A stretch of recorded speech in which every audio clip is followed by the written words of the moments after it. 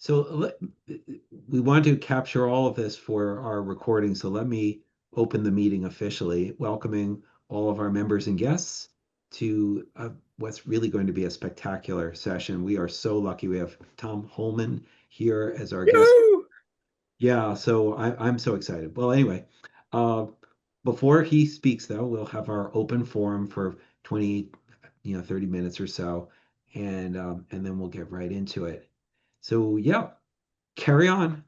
I was just talking about Aho. I just wanted to mention him because no one's going to hear him because there's no radio station playing new music. All the classical music stations play, the top 40 classical stuff, from what I can tell. And so, whereas it used to be when WQXR was the center of the universe in New York, you heard the Poulenc and Bartok, and you heard everybody who is new and improved. But Aho is 75 years old, and he's written 17 symphonies. Almost all of them have been recorded. Tons of chamber music, including a concerto for theremin. And I wrote to him and I said, I enjoyed your concerto for theremin, but I don't think it actually played any notes. And he wrote back and said, the theremin player played every note that I wrote on that thing. So I guess that's what he wanted, because it's weird. It's Speaking of theremins, I was thinking about the economics of musicianship. And my wife is a piano player, and she gets paid the same regardless of whether the piece is easy or hard. Yeah, and so she was complaining about this and wishing that she was charging by the note.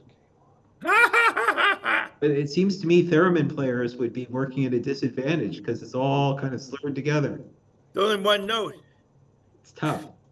Tough. There's no good answer to this problem. Very interesting. Oh well. We have Mahler's second. In March of next year, the Philadelphia Orchestra is going to play the second, and Seguin is going to actually do the conducting himself. Should be interesting, and I already have my ticket. That's great. There was a front page article in the Boston Globe, I think it was Thursday, about the record collection of Richard Dyer. Richard Dyer was the record critic for the Globe for a long time and died a year ago. And his son or nephew has been disposing of his assets. And on the front page of the Globe on Thursday was a picture of his record collection in his living room and an invitation to come and pay whatever you want for them. So I would hope everybody in the BAS, I sent the link around today. But I hope everybody in the BAS has a chance to have a look at that, because that's the end of our era. Even after CDs came along, he kept on buying LPs, but he never listened to them. Somebody who signed on recently, we're getting some feedback. So I muted the recent sign-ons in order to reduce that. I think it's fixed. Yeah, I just signed on with I video, ask everybody, supposedly. if you're not speaking, please do mute yourself in order to reduce the possibility of having that kind of interference. But I will do it for you if you don't. This is Al Southwick. I do not see myself online. Can you guys see me? Yes. Yes, you're coming through loud and clear. You just muted yourself. Yeah, I wanted to mention, I don't know how many of you were aware on CRB with Laura Carlo's fast disappearance. It was part of a 6% cut, thanks to the PBS funding cut that GBH has done apparently across the board. So a lot of people are gone now from GBH and CRB. Oh my. Boo. Really bad. Well, if you needed any prompting, now is the time to make your charitable contributions to these organizations. My God. Yeah. Anybody want to tell any Trump jokes? I heard an I interesting was in a good Prevagen mood. joke the other day. I'm taking Prevagen, but I can't remember why. That's good.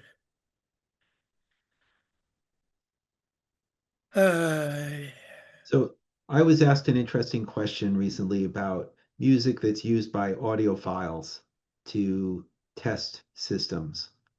And this particular song, it doesn't matter which one it is, but it's I guess it's an old chestnut for audio testing. But it's an interesting question actually. What makes for uh, a good test track?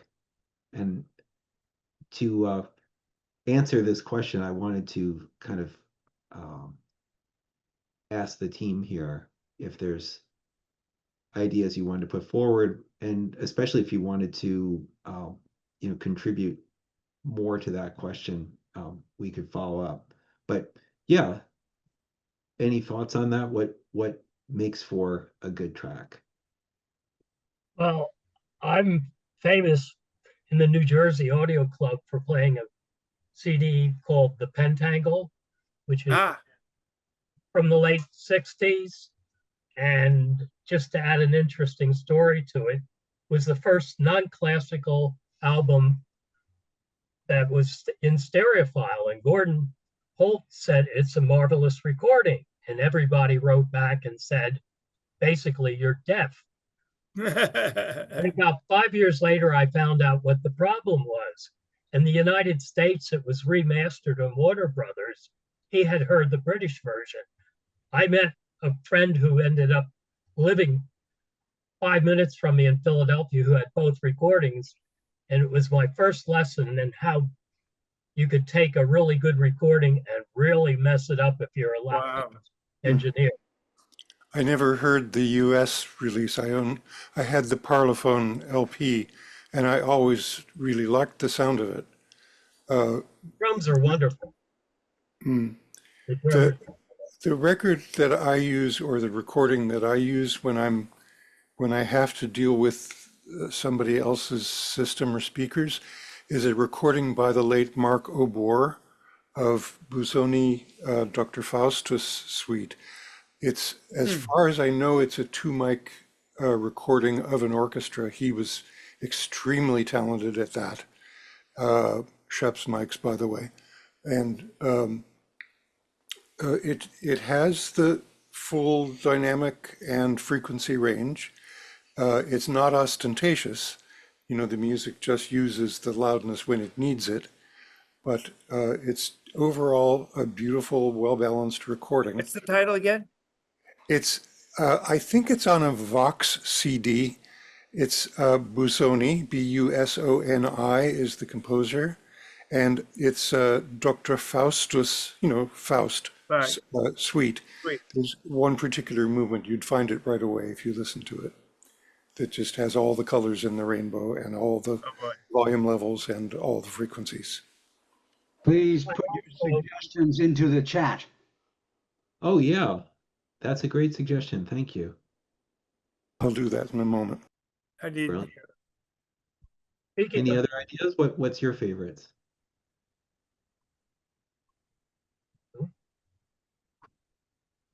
I'll throw one out, a Mahler 8 that I bought, done in the late 80s. I'm sorry, the late 60s. What's interesting about it, it was done live at Albert Hall with 6,000 people there and two microphones. So it's Ah. a good stereo recording.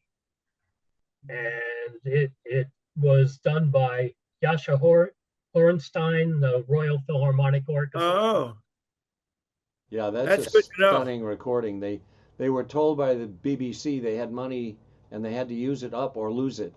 So at the last minute, apparently Hornstein says, "Well, let's go to Albert Hall and we'll do the Mahler Eighth." And they literally threw it all together. It was crazy, but it is a stunning recording of that performance. According to the literature, they never really did the whole thing in practice. They finally did it on the actual performance only. wow. That's live music. And it's wonderful to get real stereo. You still get the details and this is from like 68, 69. Right. The microphones, I gather, are way back, and it works wonderfully. It seems we overdo the recording process too often.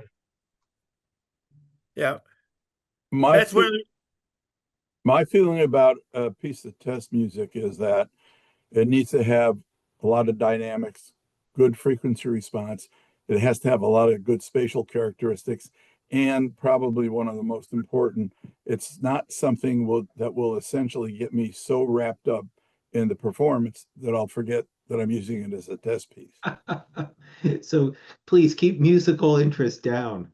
Well, it needs to get you interested enough that you listen for all the details Yes. that you're trying to find out. Yeah. And if I've had some pieces that I really like, and I find myself just listening to music, not listening to the characteristics of the sound that will tell me about the system. That's fair. It's a balance. Interesting. I Yeah. recommend mono recordings from were dubbed onto CDs from 78s because you want to hear all the crackles and pops. That way you can really be sure that you're hearing a good recording. One of the things that's a very good test for any system is applause. It's very hard to reproduce true applause without sounding like, a rainstorm. Right. Neat. For You dynamics, need more than 2 speakers for that, I bet. and unfortunately, this is an illegal recording and unavailable. I have a recording that Steve Stone and Gordon Holt did, the Boulder Philharmonic, doing Carmina Burana, and I talked to Gordon about it, and basically he just recorded into a DAT with doing nothing else, and then he just dropped it to the CD, so it has the full dynamic range of the microphones. Wow. And I tried to buy other recordings by him. I contacted the Boulder Philharmonic, but this was years ago, and whoever I talked to knew nothing about it. There was a guy in New Jersey who had a recording studio in his home that all the jazz greats from the metro area went to his home to make recordings. I forget his name, but they were supposed to be. And Rudy Van Gelder. yeah, right. And when Terry Gross did an interview with him, he wouldn't let her make the recording in his studio because he didn't want anybody to steal the acoustics. He was also very secretive about his choice of microphones and his microphone technique. Oh, He's famous for that. His name is Rudy Van Gelder. yeah, Rudy Van Gelder. That's right.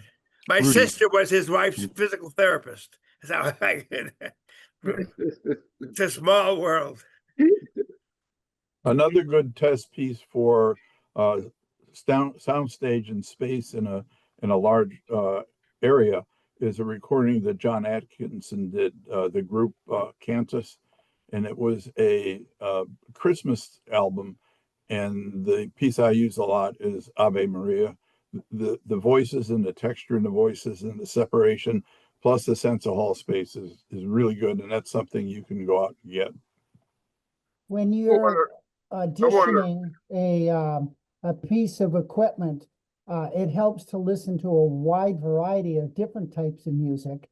And also, if you can, which I've done, take that piece over to a friend's house, hopefully in your local audiophile society, and listen to it there, again, with 5 or 7 different tracks.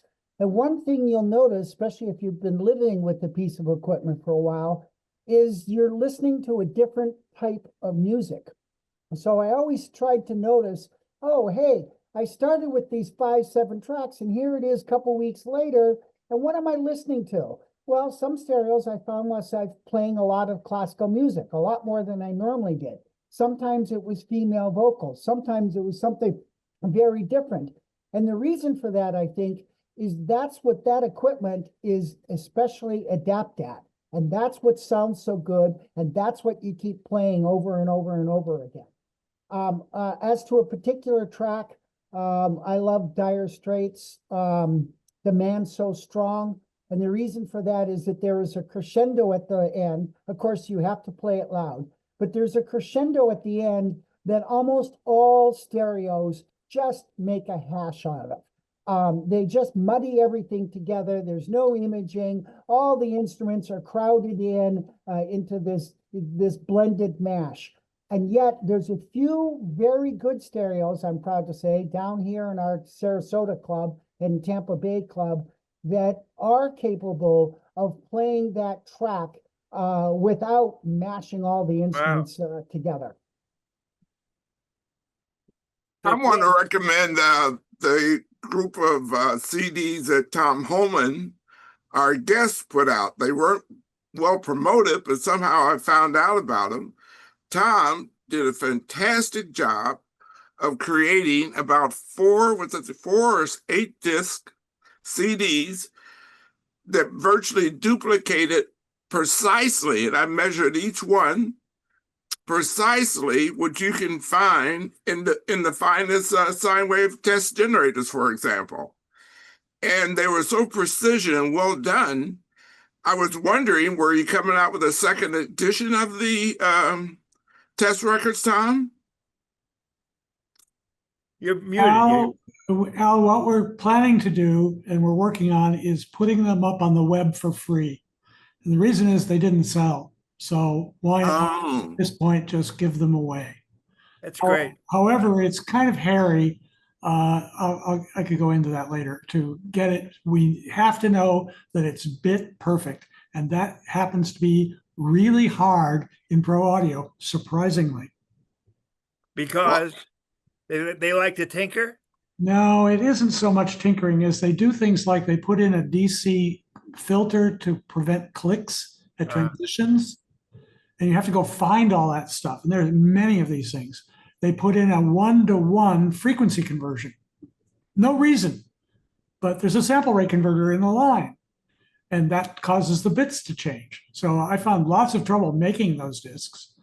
By the way, the one thing that people were worried about then was the disk replication plants, that they weren't doing a good job. And oh my God. So the rock and roll band would get back the CD 2 weeks after they made it. Oh, this doesn't sound like what we made.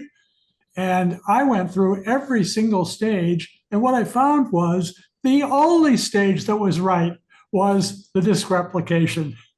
It's completely backwards. Mm. Oh, wow.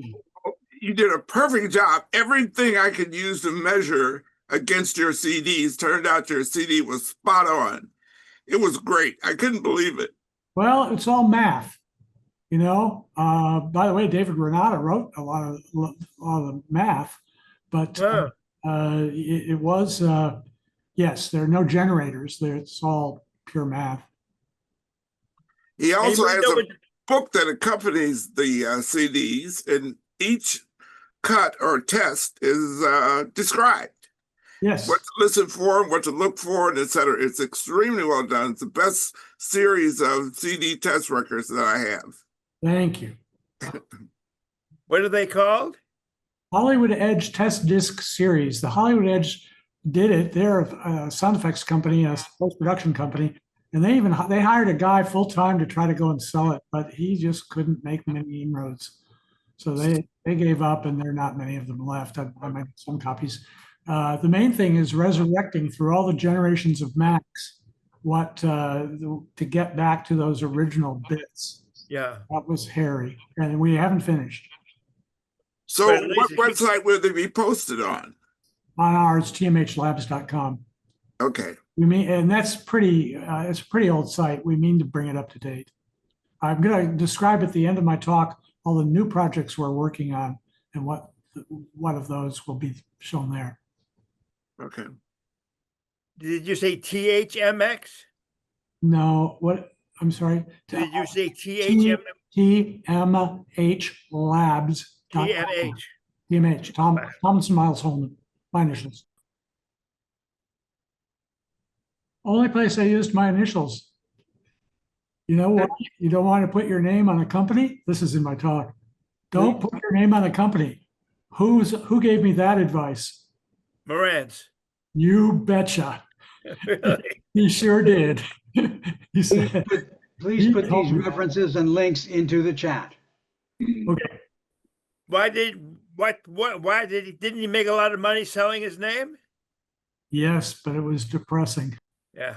Uh, He said the same thing to Bud Freed, and that's why IMF, was registered. And I think I would throw out one thing. Bud Freed once told me, and Bud was really serious about live music, that the three hardest things to record accurately or reproduce accurately in order were male voice, female voice, both because we're so familiar with them, male because it goes a little lower, and then piano because of the intense dynamics that suddenly appear and disappear. I think that's completely true. But I have in my brain the pattern of what certain voices sounded like on the dub stage, and I can tell it like 30 years ago, and I can still tell you whether they're right or wrong today, even with reduced hearing.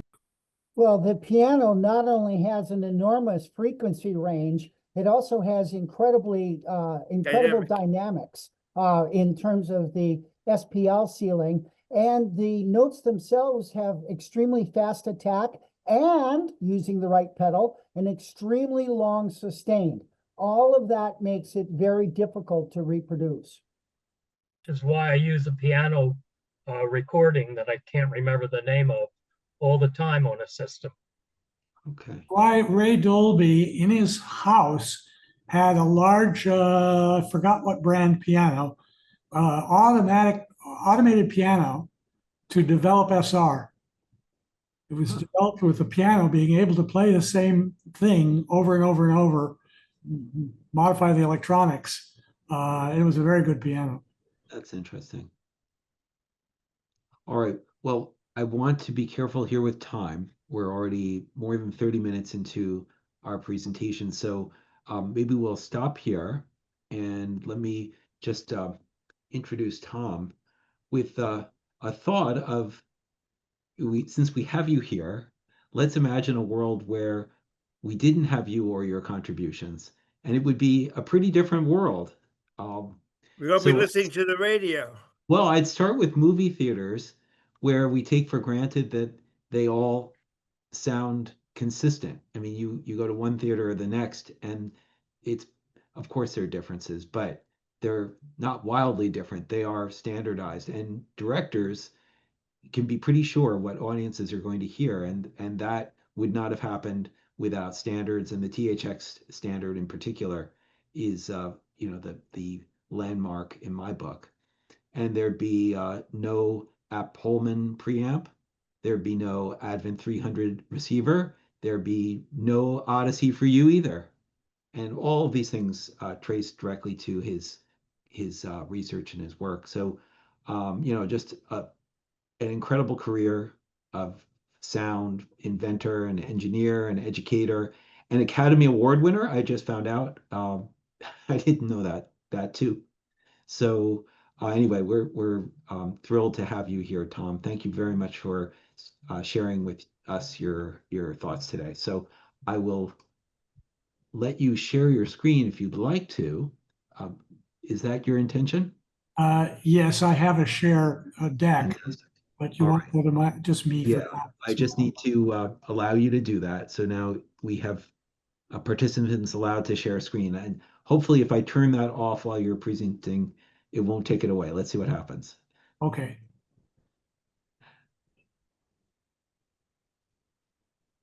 Do I hit share? What you want? Yeah, share your screen, whatever you want, and it will. Oh, okay. But Yeah. my screen is not me. You need to share me as on screen before I get to the deck. And why am I not coming up when I talk? I don't understand that. I see you and your background with award with golden disc. There you go. Is that better? Okay. Yes. And my background rivals Al Foster's. I kind of like it.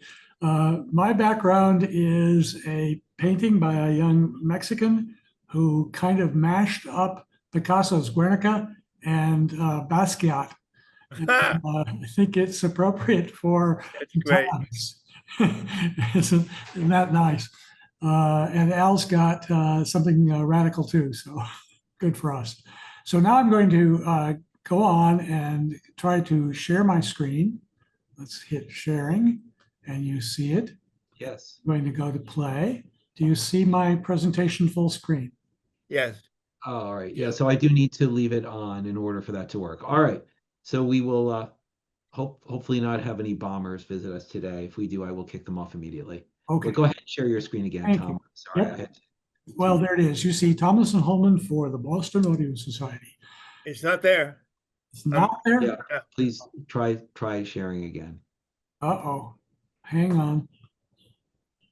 It was there for a fraction of a second. Yeah. Well, in order to prevent bombers There it may be. interfering, we There turn it it is. off. There we go. Okay. All right, but that's not, I want to go to the play, which should fill the screen. Does that It work? does. Yep. Yes. Yep.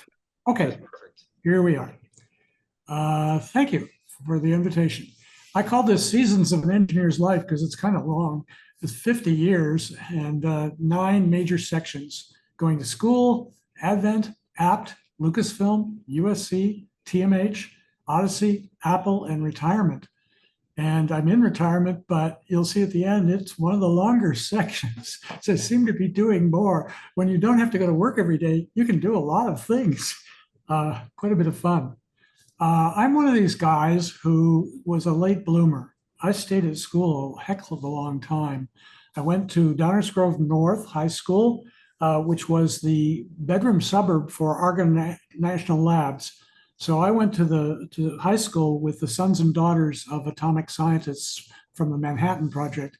So it was very good science and engineering. Also, we had great arts, great drama, and music teachers, 2 of the most important of my life. I did lighting and sound, more lighting than sound, but I didn't know until 100 years later that I was allowed to run this giant light board with hot patching and stuff because my father worked for the power company and they thought I wouldn't kill myself on it. Who knew? That came in handy. Sound was kind of minor then. I went to the University of Illinois in Urbana-Champaign. I matriculated in EE, but I didn't stay. It was the middle of the Vietnam War. Everybody around me was going into the military-industrial complex. The teachers were kind of right-wing. I just didn't feel that was for me.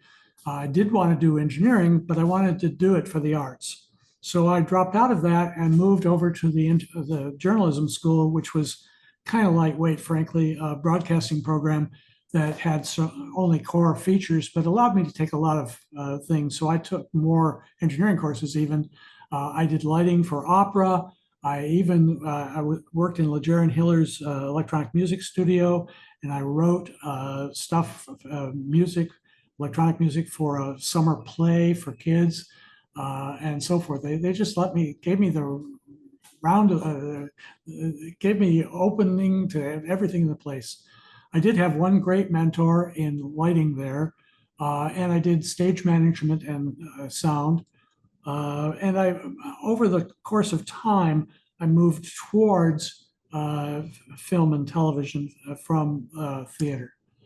I did graduate in 4 years, but I stayed 9. I worked for the university.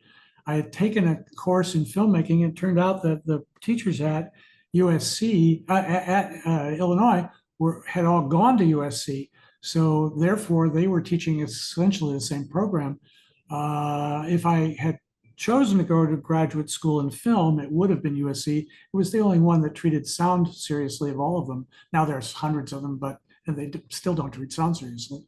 But that turned into a job in sound, but also a jack of all trades. It was a small unit with half a dozen people. So I did editing and cutting together 16 millimeter film and directed a little bit and so forth. I really learned the basics of all of filmmaking there, which would prove very useful later. The library would buy me anything I wanted, and I I bought everything published by 1968 range in audio, and I read all of it. Now, this is absolutely impossible today.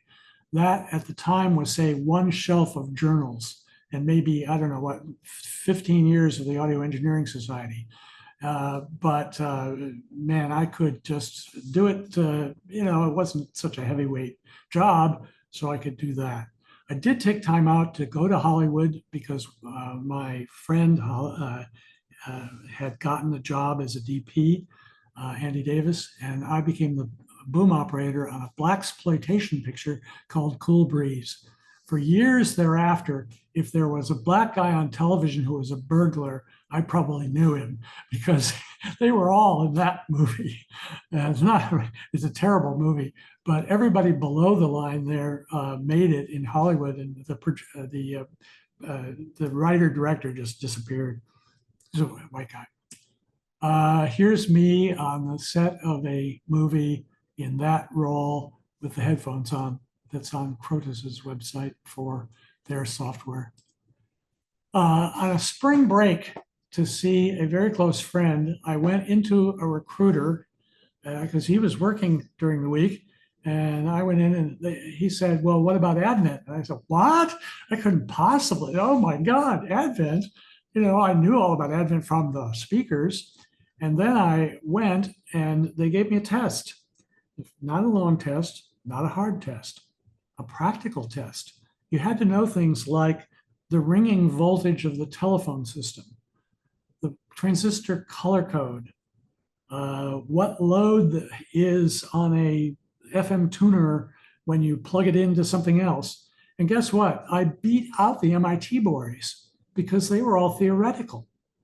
I also brought a small mixer with me I had built for my Nagra recorder. I had bought a Nagra and used it. Oh my God, I took it apart and back together and looked at the schematics, and I could do it in my sleep. I drove home after buying it on the Eisenhower Expressway, reading the manual, driving. It was so, looking at the schematics, oh, terrible. I was terrible. But Advent called back a couple of months later and offered me a job at a huge raise. So it was obvious I should go there. And I was stuck in Champaign a long time, but this was the best opportunity in the world. And of course, it was Henry, and that meant Henry became my mentor.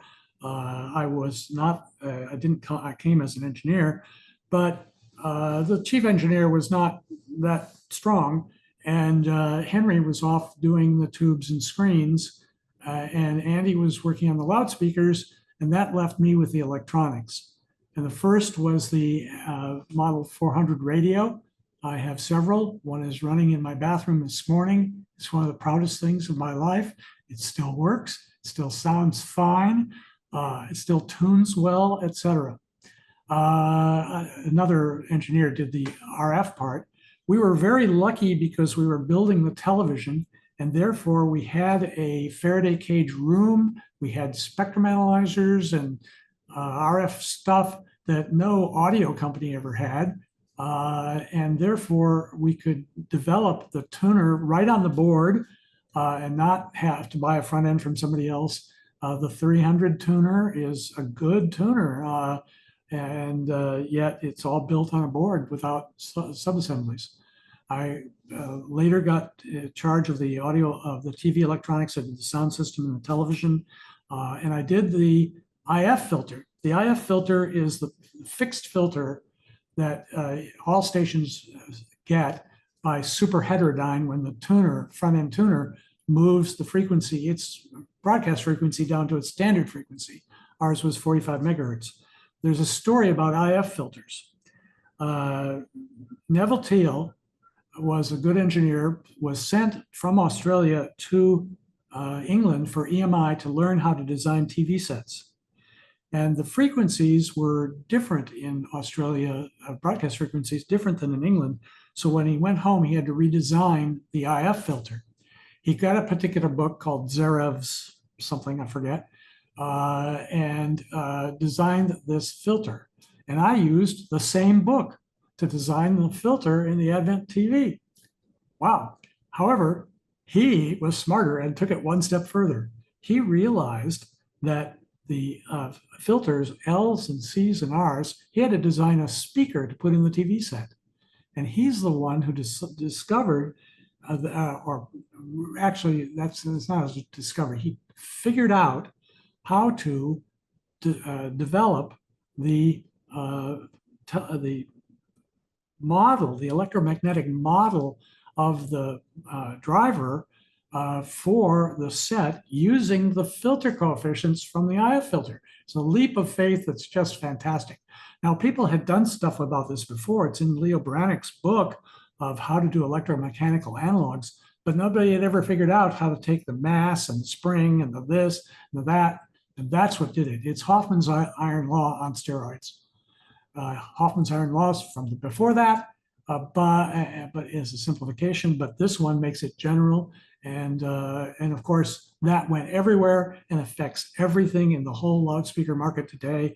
You can barely buy a driver without its parameters that he developed.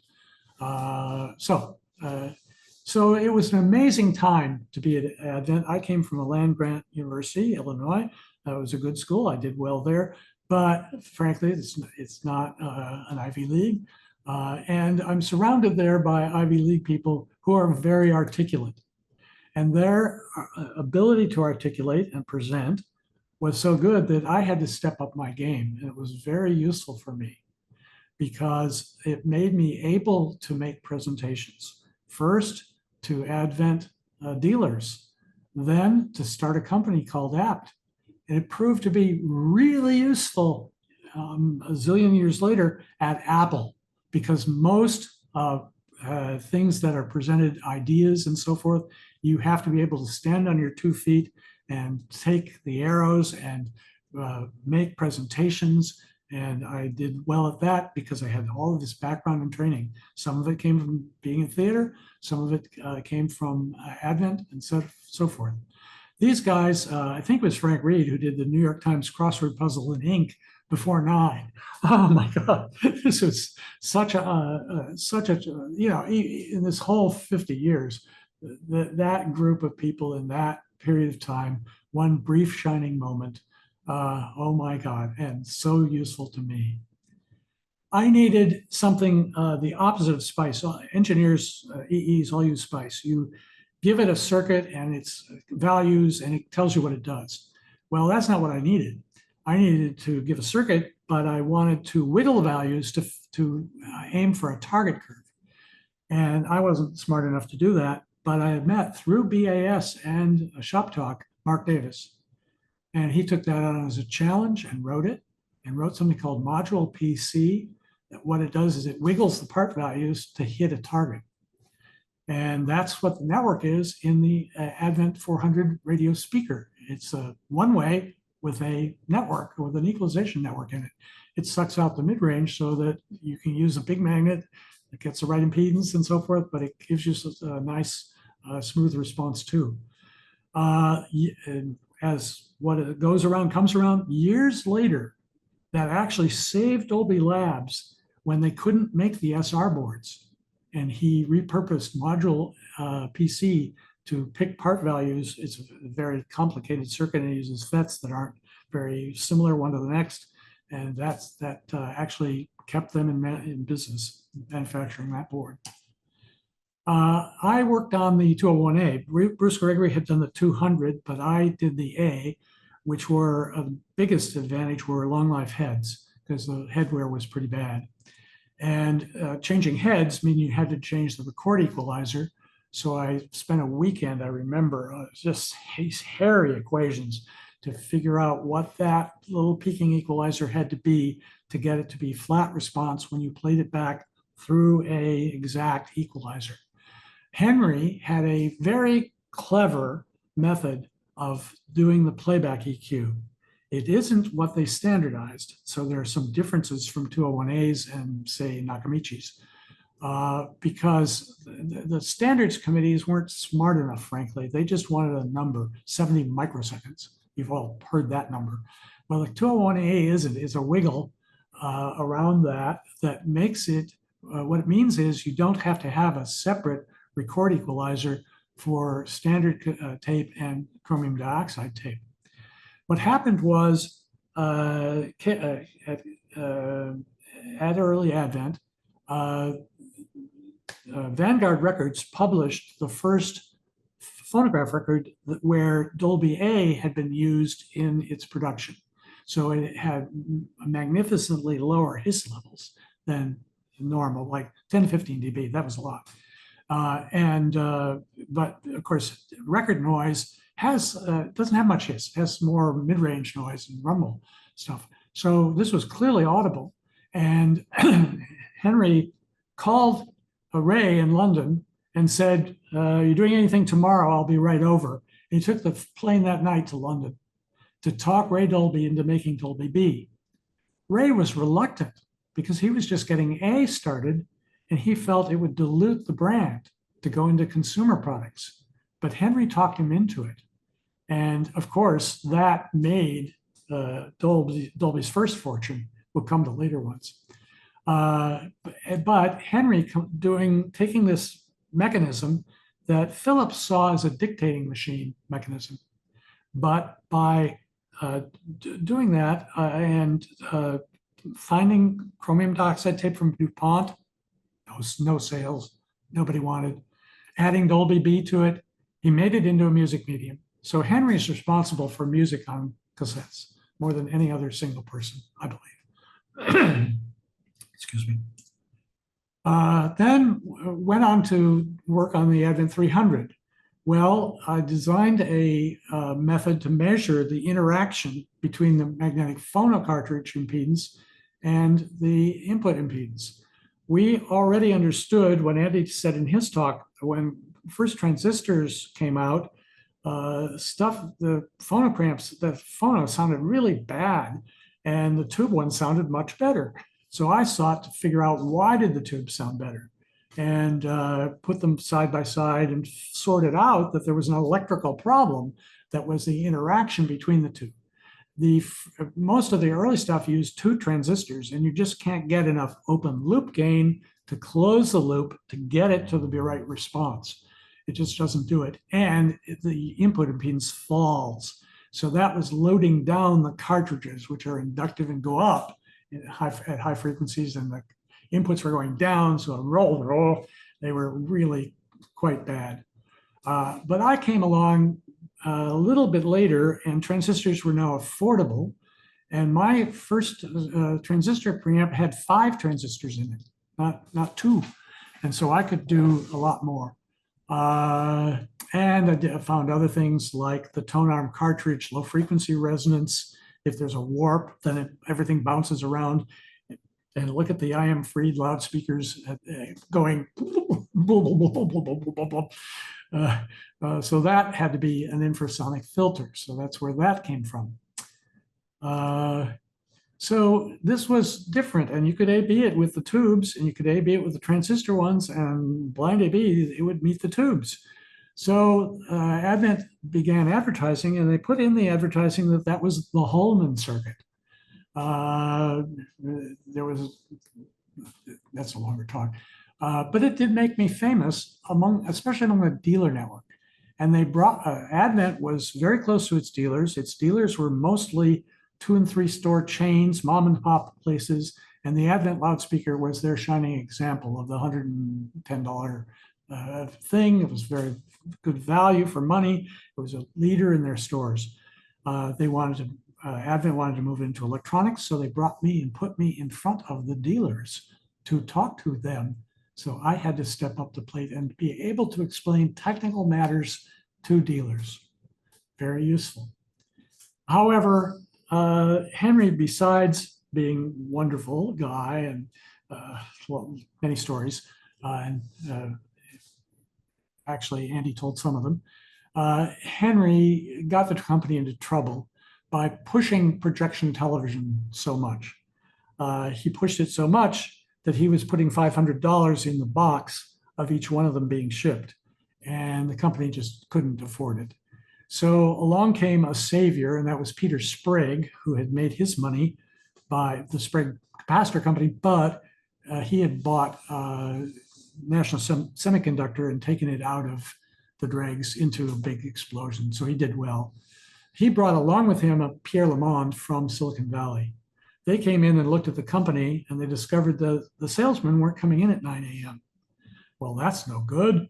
We have to be in here at 9 a.m. Well, of course, they were talking to the West Coast, 3 hours difference. There was no one for them to talk to at 9 a.m. And they worked into the night, etc. There were culture clash between Silicon Valley and this wonderful thing going on at Advent. And it came around to them wanting to lock us up like they did in Silicon Valley. They did this with Bob Widler at National, who was there forever, by offering lots of pay and a non-compete. So they offered to double my pay from my Advent pay with a five-year non-compete. And the next day I told them I was quitting. They just fell on the floor. They couldn't believe it. They didn't try that with anybody else after that because this culture clash. Well, I already had the idea for Apt that we could move up market somewhat from what Advent was doing and yet make good product for that market, for a market that included, importantly, people don't know about, that dealer network, that it was intended to be the best thing in the store for those guys. So it was to move up market, but Henry had done that sometimes as well. He did it, say, with the KLH9. He made something expensive because it was good. The Apt preamp is called an anti-negative design because I'd owned a bunch of preamps before it, and what I did is I fixed their problems. So that's where it's anti-negative.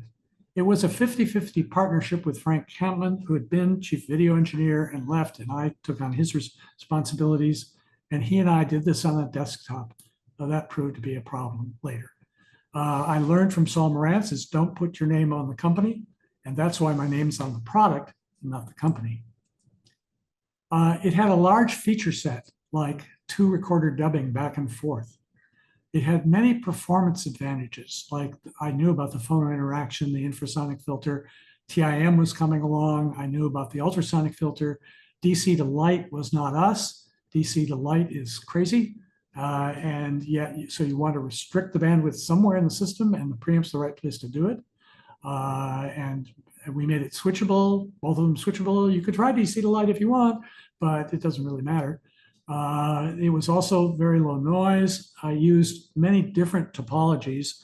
There are plenty of discrete transistors, but there are a lot of ICs in it too. This is the first one to use a lot of ICs, but a lot of people use them, and they even put them in a lot of consoles, big consoles, but they didn't use them right.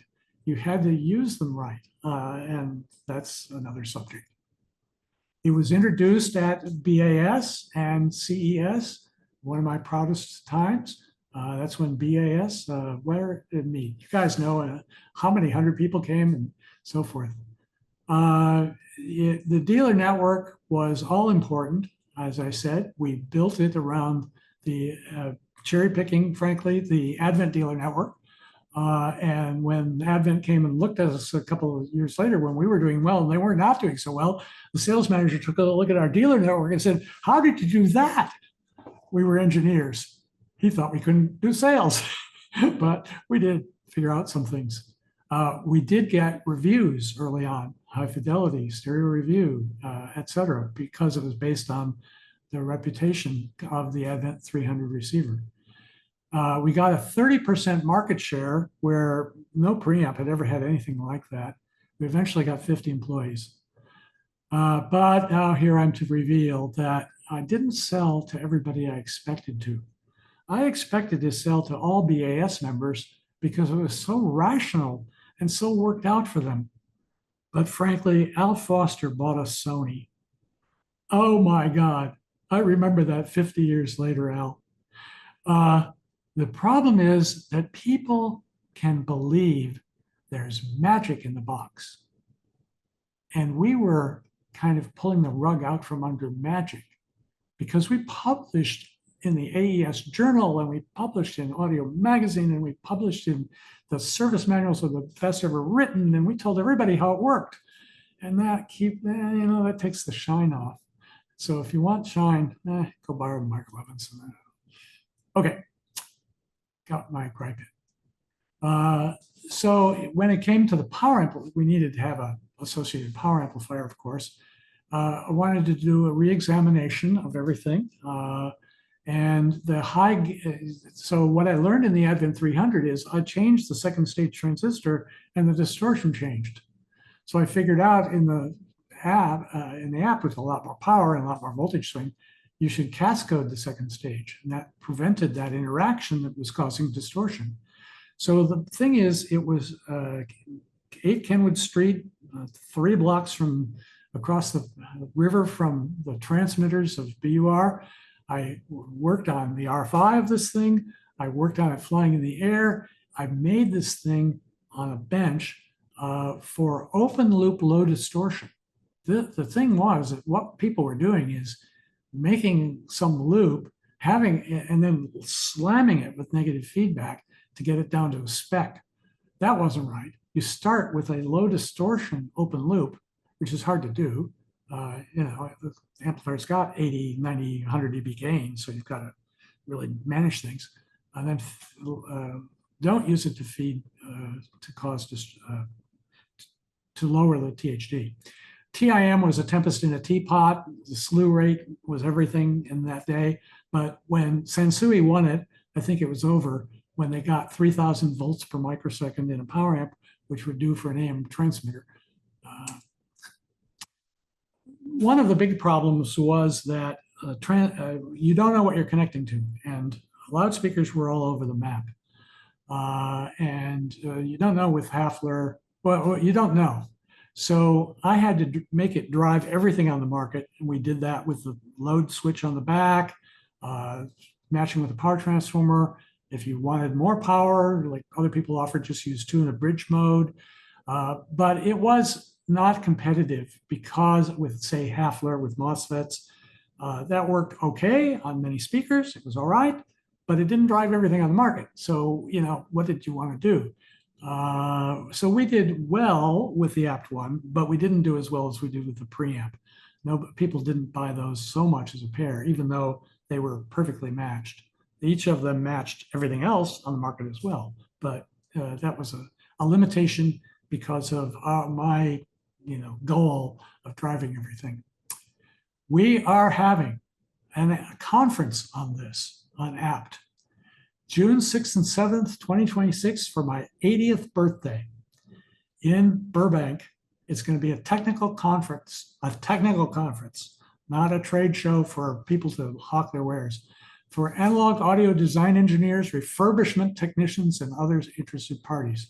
You can go to apticon.com and find it. There's nothing there yet, but you'll get registration and so forth for it at that time. That's my, there you go. So, but we're working along when Lucasfilm called. They were looking for a chief engineer for post-production who was a behind-the-panel engineer, he called it. Dolby's Craig Todd, who had my preamp and whom I knew from AES, recommended me to Jim Kessler. He had a pile of resumes from Hollywood, but nobody from outside it. And there were a couple of things that helped. Frankly, the press guys, some of whom may be on this call, helped because the press for Apt was good. And therefore, I was kind of out in the world besides just the Holman preamp. I was kind of a known entity, so they could show people something to show. So I was interviewed first by Ben Burt and Gary Summers in Northern California. That went fine. Genius people. And then I had to interview with George's Suits. And they were in fancy offices in Los Angeles. And I wore a seersucker suit for the hot weather. And I carried a yellow plastic briefcase. I say I was a horse of a different color. And the guy, Ian Bryce, drove me. He was the driver. He drove me to and from Burbank Airport. He later produced Spider-Man. Be careful in Hollywood with whom you deal, because they often move up. So they interviewed me, but I was not a known entity to them. However, they said, well, we don't know about this guy. He's out from outside Hollywood. Who is he? We don't know. But they figured out we'll let Jim hire Tom and we can blame him when we have to fire him. Very Hollywood. I could go into Jim Kessler. The stuff's in the book chapter. You'll see later. But what George did brilliantly while starting the computer division to change every life, he gave me a year to examine everything from the microphone on the set to the dubbing stage monitor. And suppose the computer division was supposed to go digital everything in 3 years. It did happen eventually, but it took about 10 years. After 3 years, Pixar said, well, we need to have as much computing power. We need more computing power than the Bank of America, but less than the IRS. And I thought, these guys are nuts. They had to wait until the computer horsepower grew up to do their algorithms. And of course, another long story. Okay, so a THX was built because that was a part of the chain that was really bad. It was was standardized right after World War II. And what happened is the theaters crashed with the oncoming of television. So nobody changed any technology. So 35 years later, I went to the library at MIT, still commuting back and forth from Boston, and read everything in speakers. That didn't take very long for cinema. And then went and stitched together this system. I did an invention, a patent, but it's not, and it's named for me, but really it's 35 years of development. It's driver development, it's theory development, it's crossover theory development, and so forth, which I put all together into one system. I also changed the magnetic film dubbers. Remember the 201A? Now I moved to 35 millimeter film running 18 inches per second. You can imagine, it's a drop of a hat. When I started, the dubber they were using for Empire Strikes Back was +7, -17 dB, 20 to 20K. And when I left Lucasfilm in 1995, after 3 generations of heads, 2 generations of companding, 2 generations of mag film, it was ±1 from 20 to 20 on audio, and that on mag. And that's important because you go through 4 generations and it gets magnified 4 times when you're working in analog. This is Ben Burt and me in the first dub stage with a Neve 8108 quad music console, 3,000 man hours, reworking it into an LCRS console. This is me and George in a room. This was shown at the introduction of Home THX in the New York Times. So they started building a THX division because while it was built in-house to hear everything on the soundtrack, and I put in limiting filters to make it sound like a theater, you could listen either way. Waddy Watson, head at Universal, told me just put in the old sound system so it matched the theaters. But I said, put in a better one and then put in limiting to it so you could hear ABs. The General Cinema from Boston area, Paul Del Rossi, heard the demo, like everybody came to look at the computer division, the future of what's happening. And the last thing was a demo of this. It was a fantastic demo. And he said, well, can we get it in to theaters in time for Jedi? And we did in 3 theaters in Los Angeles, in Dallas, and Florida. And over the years, it built up to 3,500 cinemas. Much, much harder to do than, say, Dolby, who bought a piece of equipment, screwed it in, it got better. But it didn't get better. It was limited in how much better because you didn't know what the acoustics were. By making it the acoustics, that then closed the loop on the entire system. I just this March got a fellowship in the Acoustical Society after all these years because somebody finally figured out I was the only one who ever made 3,500 rooms match the same spec acoustics. I'm not an acoustician, I'm not a theoretical guy, but I was able to pull together everything and make it happen. And so they gave it to me. How nice is that? And a great day of my life was the ability to, when Henry visited and heard THX. I was super nervous because it had to use horns. And I was being real loudspeakers with the horns. I made the horn sound awfully close, but big weird. But anyway, he did like it. I was so happy.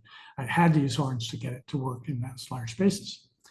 Later, after the introduction of home THX, I got to show my journalist friends from previously what it was, including Julian Hirsch, who said it was the best experience he'd ever had in a movie theater. That was very wonderful thing for me to have heard. A number of people online here, Michael Riggs may be on, I'm not sure who's on, David Moran, that may have been on that trip. Don't know who, don't remember who was. So THX goes out in the theaters, develops this, the audience is listening logo. There's Ben and Gary mixing on the stage. I think that looks like Jedi. So I go to CES and I see the demos for this new thing, home theater, and they're abysmally bad. And so I wanted to go back and come up with something that was as the director intended. Yet the first thing was just a blanket program, let's just get it right. But then in trying to make the transition from big room to small room, I discovered some things. I awaited the release of the Indy 2 Laserdisc, the best medium, and took it home. And I played it on my Snell A3s. It didn't sound right. It was too bright. Dialogue was spitty. The Foley was exaggerated, but my system sounds great on music. What's wrong here? I took it back into the dub stage the next day, and I set up a blind A/B between the printmaster and the thing and the Laserdisc. And I brought in the mixers and matched levels, blind A/B, which is playing. They couldn't tell. Once again, like the CD experience, the other that I explained earlier, the Laserdisc sounded like perfect replication of the printmaster. So my home was wrong. How can that be? My home's good. So that's where I found that you had to re-equalize, you had to timbre match. She went into the surrounds. Single surround channel is bad because you can move your head around and get it in the middle of your head. Like it sounds, if you're perfect, it sounds like it's headphones in mono, middle of your head. It's a very weird experience. Your speakers making middle of your head. Well, that's why decorrelation in 2 channels. It had speaker specifications. First one built in my garage out of Boston Acoustics stuff Andy gave me. This is a later Snell one.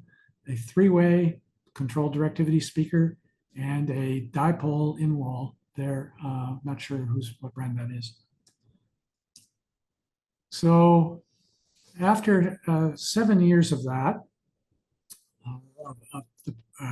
1980 to 87, the ranch was built, the rooms were built. There wasn't that much for me to do. I continued working on THX and I started teaching at USC. I wrote after another 7 years, I wrote the first book, Sound for Film and Television, which is really a rehash of my lectures. I left LFL in 1995, growing tired of commuting and long stories about that. At USC, I had 3,500 students over 25 years, and 50 of them made it in Hollywood sound career. That's a lot of students and a lot in other, not that many people make it in Hollywood. I did train some prominent filmmakers like John Singleton, who used the stuff right out of my class in Boys in the Hood. He went to grade school near LAX and he had airplanes flying over all day at his grade school. But if he tried to shoot Boys in the Hood grade school scenes like that, you couldn't then edit together the scene. So he shot them quiet and added in the noise later because he took my class. And he was very vocal about that with the dean and so forth. He's a big supporter. And more recently, Ryan Coogler, who of course just made a bunch of big films. Grant Imahara interned with me. Grant Imahara, because he was dropping out of engineering, and a bright person said, well, why don't you go talk to Tom Holman? And he came and interned with me for a year. Then I got a job at THX measuring equipment, and then at ILM, and then Mythbusters. I was walking through CES with him some years later, and everybody knew who he was. They didn't know, nobody knew who I was. Everybody knew who Grant was from Mythbusters. I named 5.1 in a meeting of SMPTE in 1987. It took till 92 to come out. I was already well done with, I'd done everything I could with 5.1. So I started working on 10.2. Why? Because it's twice as good. No, it's complicated, and it involves psychoacoustics, and there are whole talks about this. What 5.1 did well and poorly, and what adding channels did. It became the forerunner to Dolby Atmos, DTS, and Aura. And we went to CES once later, and DTS CEO said, "Remember when we thought Holman was crazy?" Thinking back to the early 10.2 demos. They did, I think, have some stimulation of the industry when everybody thought that was crazy. Also started a company to support the industry transition to surround sound, published magazines around Professional, very well liked, but killed by advertising supported and killed by 9/11. I wrote a book, Surround Sound Up and Running. We made those test materials that Al brought up at the beginning, the Hollywood Edge test materials. I hope to get out again. I made base managers and little modules for things. I built Microtheater, a desktop system that emulated a big room. You could listen on the desktop and make decisions that translated. Some tricks in there. I had to hand tune it because we were in the analog era. And along came Professor Kirakakis, who's online, and whose grad students and I formed a company to do this automated. And because it ran on a TI chip, originally it was put into a Denon $6,000 receiver because it had to have 3 DSP chips, which is a huge amount. There was a time when Motorola said, someday all hi-fi gear will be rated in MIPS. That is, how much DSP they have. And maybe that's true today, but I guess it didn't make it quite into the consumer market, but it's nevertheless true. How much can you do is all dependent on how many MIPS you have. Auto EQ we were not the first, but the first that was widely successful and licensed to multiple companies. Other receiver manufacturers then had to have it. So they wanted to be able to check the box. And some of them licensed it, but others knocked it off and frankly did it rather poorly. They did things like, oh, you put this microphone, see, on the seat and measure it there, not where your ear is. What? And other strangenesses. They weren't very good in the bass because they didn't have enough competency to do that. They couldn't use FIR filters because those were really hard in those days, earlier now, et cetera, long stories. But unfortunately, Auto EQ was felt to be not so good. And there's something else going on. It worked practically perfectly on movies because the movies were all standardized on the dub stage. They used the X curve, a lot of them THX, et cetera. Music, on the other hand, there are only 200 sites maybe that can make a Dolby Stereo movie. Music was everything else, and things got worse with the CD because with the LP, at least, it went through people that could squeeze it onto the CD and had good taste. They were engineers with taste.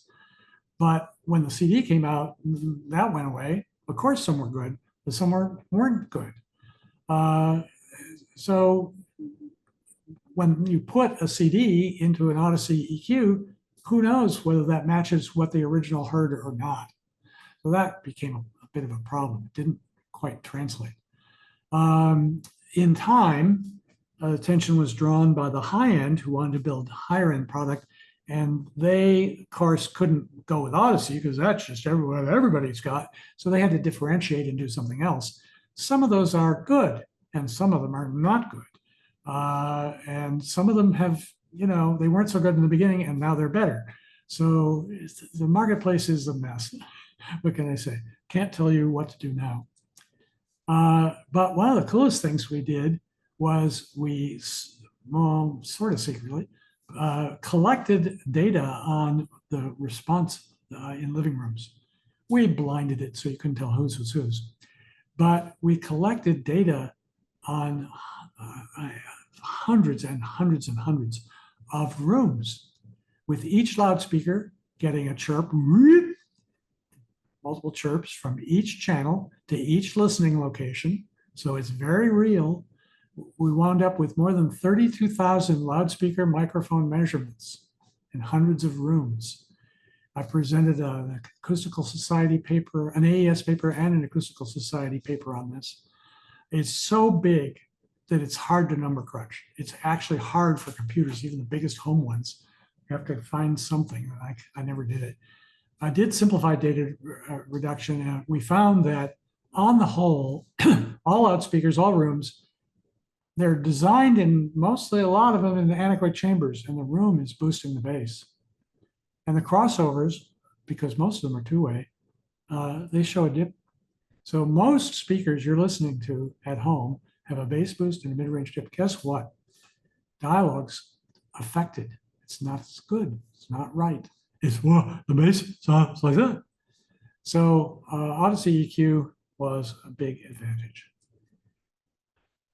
So what happened was, like Lucasfilm, Apple became knowledgeable about me through the press and through Audyssey and through doing demonstrations there.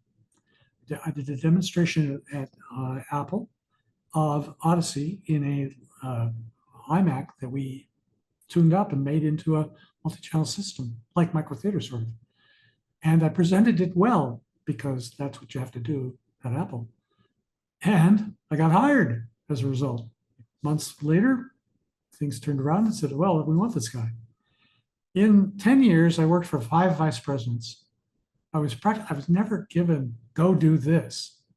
It's much more like Henry. You know, it was like, what do you want to do today? And I started by working on earbuds, because we had those old B15 round ones that went, you know, wicked peak at 6K. And they were already in the process of changing them to the better fitting one. But I was able to sneak in an electrical EQ. So the combination of iPads and everything was right. But nobody quite knew that that electrical EQ was in, because somebody before me had tread modern ground, and he had put in a means of, when you plug in an earphone, it told the hardware what earphone it was. Only that, left around by somebody, was I able to use to fix the earphone. What they couldn't fix acoustically, I could fix electronically. And therefore, they were much, much better and infinitely improved. And of course, there have been many steps since then. I can't answer Richard's problem because I've been away for a while, obviously 5 years, but I can ask the right guy why the earbuds 3. I will tell you the French are involved. The French regulatory body limits headphone levels, and they're a nightmare. So they may be under the thumb, I'm not sure. So I worked on phone colorimetry, of all things. I worked on color, who knew? I built rooms and buildings, and the final project for a few years was the Apple Vision Pro. Binaural was a backwater for years. It had been invented in 1933 by Bell Labs at a World Trade Fair in Chicago, I think. They built a glass booth and put a dummy head, this Oscar, in it. And they had somebody walk around and talk, and a bunch of earphones outside, and you could come and listen to it. And it worked. It was amazing. Except that look where the mic is, it's not in the ear canal. It's a bit strange. And they even understood that you need dynamic cues. And there below there is the famous Harvey Fletcher of the Fletcher Munson curves. with a dummy head atop his head with a microphone now closer to the ear canal, much better. And he's able to turn his head and move the dummy head and get the dynamic cues. So the principal reasons that binaural failed have been a few. You need individualized spatial head-related transfer functions, and you need head tracking. And what we were able to do is, this is astonishing technology. Hold up your phone, pass it around your head in a slow motion and various ways, and it'll tell you what to do. And it develops your particular HRTFs. Well, I had this done 15, 20 years ago in an anechoic chamber in Australia of mine, and they gave me them, but you couldn't put everybody through an anechoic chamber with a headlock. It was a huge project that took multiple engineers and years to do. Only Apple, you know, the resources that are necessary. We use internal gyros to make sure the head tracks when you go in an airplane. Is the orchestra going to go off to the right? No. And it's not the first time this was tried with HRTFs and head tracking. Smith Brothers tried it. You can still buy their realizer on the market. It works. Sony has done it more recently. Measure the individual HRTFs in their dub stages, mostly in Hollywood, and it head tracks. Guess what did it? Was COVID. They couldn't mix in those big rooms anymore, so they had to quickly get a way to do it, and they did that. Even Mike Minkler, who's one of the original mixers on Star Wars, told me this really works. Okay, well, let me go. Let me skip. Let me show you one thing. You can see that. I just got to show off.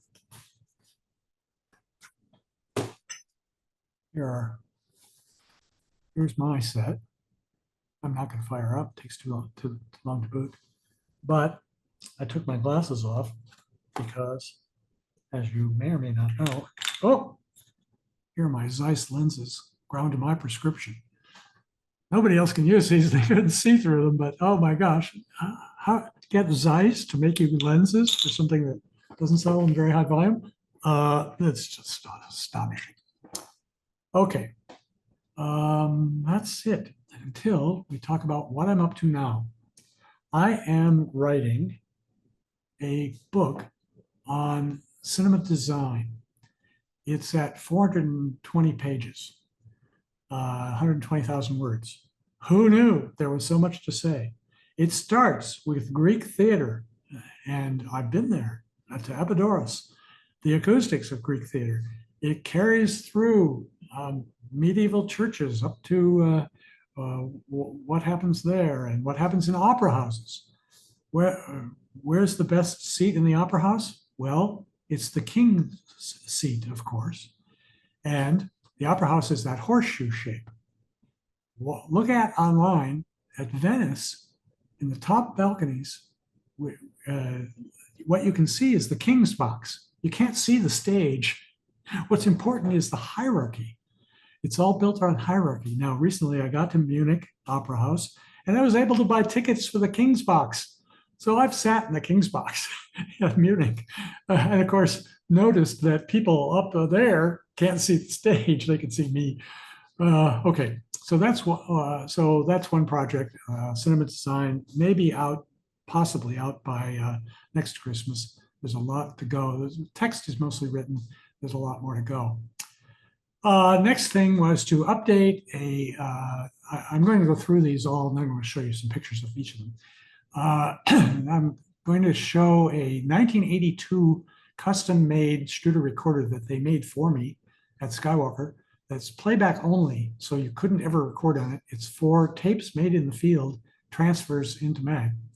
So it has 2 mono and stereo playback heads and then the sync heads. And I got it. It was used for years and years at Skywalker. Then I went to USA Cinema, where it was used for years and years by the kids. And then digital took over, so it was sitting in a closet when they said, "We're going to throw it away. Do you want it?" I said, "Okay, I'll take it." And I turned it on. That was a mistake, and the smoke came out. And then hundreds and hundreds of hours of work on it later, 200 capacitors changed. It has been brought back to life. And I'll show you why in a minute. I give multiple talks. I'm still doing talks like this one to the ICTA, which is the Cinema Technology Association, to CEDIA that you know, to AES and so forth. I'm working my way through Baranik's top concert list, concert hall list.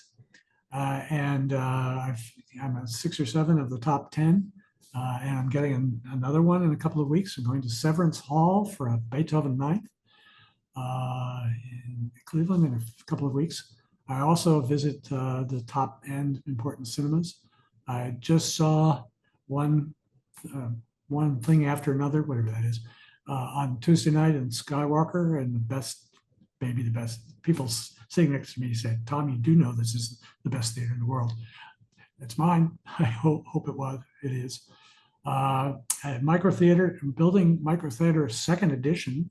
It's now going digital. We're holding Apticon next June, and I still work on lots of standards committees like the Academy and AES and SMPTE. So here's some pictures. This is outside a movie theater down here, the Pickford. Movies help everything. The Pickford Theater has 1 megawatt of solar and batteries. So it is run, it's a movie theater, it's a 10-plex or more run on solar. It's maybe the only one in the United States. I'm very proud of that. I didn't do anything about it, but I think that's really cool. And this is from my book.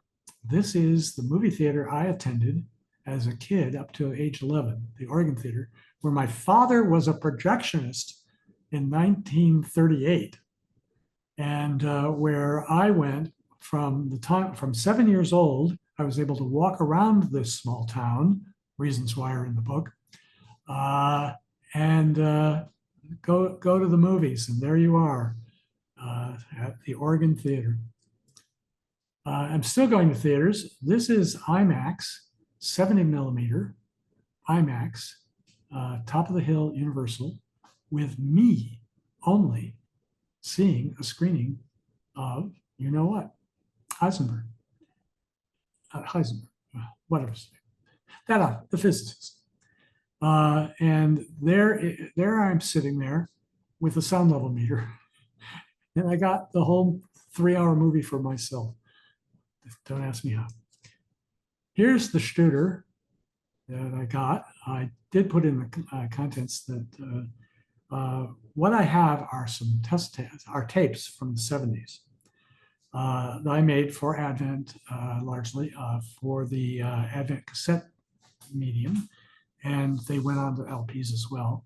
And what I wanted to do for you guys was put up online an ABC of the original master tape, the LP, and the cassette, all in sync, so you could ABC them. I think that'd be fantastic. Today, A being the CD against the master, no difference, unless somebody screwed up. But there are differences. You know, the cassette stands up pretty well, actually, after all these years. It has print through from layer to layer, as you probably know it. And by the way, the LP has, you can hear the stuff coming from the next groove too on LP. It's not like free of it. And I wanted to play it against this gorgeous master tape, my best one. It's Russell Sherman playing Beethoven, Waldstein, Sonata, and so forth. Working with him, and Marco Bohr taught me how to use the 2 Sheps mics that was talked about earlier. Wearing headphones, open lid, put the mics over, move them around until it's right, etc. And here is the tape machine with the Dolby A's sitting there next to it, also SR. And then over on the left is the little Sound Devices Mix 10 Pre that has much better performance than the Studer. And it does 8 channels, and it's like a couple $1,000. Just what 50 years of things do for you, and I'm copying it over to digital, and I'm meant to put it up online.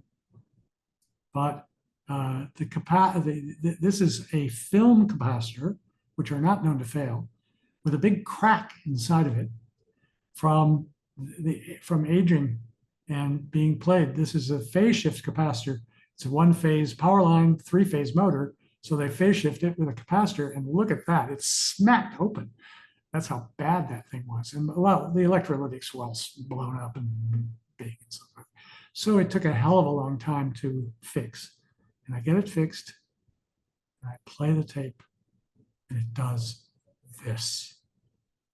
The oxide came off by the handful. The record company had gone out of business. The original master tape is gone, and this is the only copy. I'm devastated, and I can't show it. Maybe eventually we'll do an AB of the LP and the cassette, but it's very, very, very sad. I'm still studying the same horns because I wanted to study compression drivers. I did a talk for ICTA on 100 years of compression drivers. They look largely the same as 100 years ago. They just changed in materials a lot. So I wanted to get up what their performance was. And so here I am getting a horn together. Here's a titanium compression driver, the little bitty dip of thing on it that turns out to be quite important. Small changes in the ribbing and so forth. Titanium, you can rib, makes it stiff out to high frequencies. So you could have a two-way. This works largely from 500 to 16,000. It's some breakup, but not a lot compared to other things. Here's our measurement of the correct microphone made in Boston area. Shooting out the back door, time, take out the reflection with time, etc. And here's some curves, not flat. Compression drivers aren't, they always roll off, but the wobbles that are the same are from the horn, and you can fix those. The things that are different are from the different compression drivers. So the bottom one is aluminum, the next one up is titanium, and the top one is beryllium. And so that's quite a significant difference. And yet there still are issues. So this is part of the whole study. And I have an hour and a half talk, if you want it, on compression drivers. Just that. Here's another thing I do is work on projects. So just me. Here's me before that painting. I do these talks. I see these various talks online with that painting in front of me and my great Shep's mic there. I'm not using today because of the rig, but and so forth. I'm still touring concert halls. This is Cologne. I've been to a few years ago. And this is Concertgebouw. And this is kind of from our seat with a panorama. This was a fantastic concert, best of my life. It was the opening of the season. It was a dress concert. It was with food. You'd go out and eat some and come back and play the next thing. And they'd reset the stage. So I had a wide range of content. They started out with a brass quintet alone, playing right at us. And Fritz and I turned to each other and said, "Oh my God, the blossom in that hall." And the fact that you get enough direct sound, you get early reflections, you get the whole thing floats past you, and it's over. Oh my God.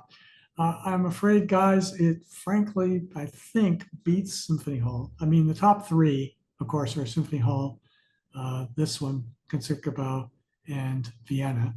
Vienna, not so, it's easy for Vienna because it's not so big. So that is not that shouldn't be on the list, actually. I think the top two are these two, and I've been to 4 concerts, I think, in Concertgebouw. I've been in many, many in Boston. And I think this might be better. So get yourself to Amsterdam. I got an amazing thing. When we traveled to Japan, there was a concert 2 nights in a row in 2 different halls, the same concert. I got the biggest AB switch in the world, 2 halls. Suntory Hall, which I'd worked with Dr. Nagata on Disney Hall, and he did, and it's been open 25 years or something like that. And then Leo Baranik's last hall, has come back from from being out in the wilderness after Avery Fisher Hall problems. And it's a very wild and crazy hall, also not too big.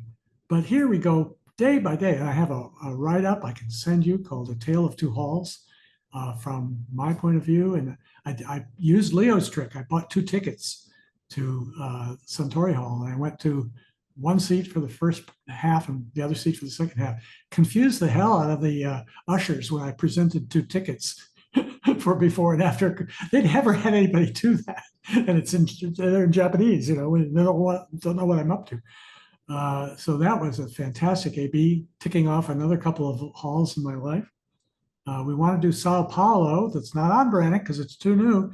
They built a concert hall inside a railroad station that's working, but apparently it all works. And apparently it's a great hall. So got to do that one. Here's the visit to Tokyo. Same visit, just to show off the cinemas. We went to this cinema, Toho Center Cinema, and stayed in that hotel behind there, the hotel. And they have a little thing sticking out over the top, a Godzilla in downtown Tokyo. This is fantastic. Movies are everything to the Japanese. Godzilla in Tokyo. Here's me working on the book in a rental house, a Frank Lloyd Wright rental house in one of his last in Arizona, in Scottsdale, I think it is. So I continue to work on the book. Here's the Micro Theater 2.0, the box and the stuffed box. These are each coaxes. Gary Summers found them for his car stereo. And I said, oh, let's measure that. And I've been in touch with the manufacturer. We've now met. We are emailed. The Chinese maker is changing it on his production line in China for me. It's fantastic. And so forth. So he may be on the call. He may be on here. I'm not sure. I sent it to him. So that's Micro Theater 2.0. By the way, it's used vertically. One side is curved, it's away from the monitor. The flat side goes up against a monitor, which fills in the gap between 2 of them. The center is a Phantom, but we do something really cool with Phantom. We use a television camera to track where your head is, and we change the time of arrival so that the center stays centered. Proudest moment was to show this to Steven Spielberg and get him to hear that. And also to show it to many people that said, you turn it on, oh, I see how it works. Except for pro audio people, you turn it on and they go back and forth and they say, what? It shouldn't work like that. They're not used to it. It drives them nuts. It is so weird. I got exactly the opposite response I wanted. They were really cuckoo. And then on our travels, I get to do things like visit science museums. Here's the science museum that has Galileo's finger, his middle finger, upraised, is in a science museum in Florence. And if you didn't believe me, that's what it says. It's his middle finger raised to the church. How wonderful is that? I get to know people. This has all been hardware and stuff, so I wanted to talk about relationships and people. Here's Richard Schramm, who's now retired from Parasound. I used the Parasound amplifiers when I couldn't buy apps anymore at Apple, and designed by John Curl. So I'm a universalist here. John Curl amplifiers are at Apple in a chamber, anechoic chamber. The alligator clips once fell onto the open weave anechoic chamber and shorted out the amplifier and smoked the grid, not the amplifier. So good job. Okay, here's Richard Goldwater visiting us in Palm Canyon. He is allowed out. Can you believe it? Here is Peter Williams, who had made his money in internet security, but likes fixing apt preamps as a hobby, and other old gear. And so we've become friends, and I've talked him through all the electronics. You see something very prominent there in the middle, ABX, one of the original boxes. Jim Addy from WFMT dug that out and fixed it and sent it to me. So we're ABXing two apt preamps, one of which has been modified and one of which isn't, and figuring out, can you make the apt preamp sound better after all these years? And the answer is, it sounds awfully good. And Peter was able to get just over chance on the AB, but at any rate, that will be revealed all in June. So he's producing Apticon with me and some other help, and you'll get service manuals and layout boards and a lot of talk. And this is me with one of my favorite things, my red October.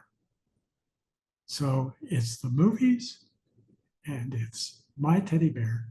It was a handout from one of the trade shows where they introduced, Paramount introduced it and handed out teddy bears to everybody, called a Red October. So thank you very much for your time. I'm a little over time. I'm not horribly over time, I think. But I've been very happy to be here, and I'd be glad to take questions and answer things in chat or so forth. Thanks. I'm going to unmute myself first, and thank you very much for this fantastic presentation. It's just a sparkling career, and the details you went into were just great. I know everybody's got lots of questions, so I'm going to step back and let those who are raising their hand go first with their courtesy. The hand went by so fast I couldn't see. So who raised his hand? Go ahead and speak up. Richard. Hello. Hello. Tom, it's felt like I've lived every moment that you've talked about. Wonderful. I hope I didn't copyright your picture. No, I was thrilled. I was wondering if I would get an honorable mention somewhere. That was really, but everything you say is so beautiful now that you're putting it together from your perspective. And that's and fuck the French. Yeah, I'm sorry. I'll ask. I'll get an answer for you. Okay, that'll be fun.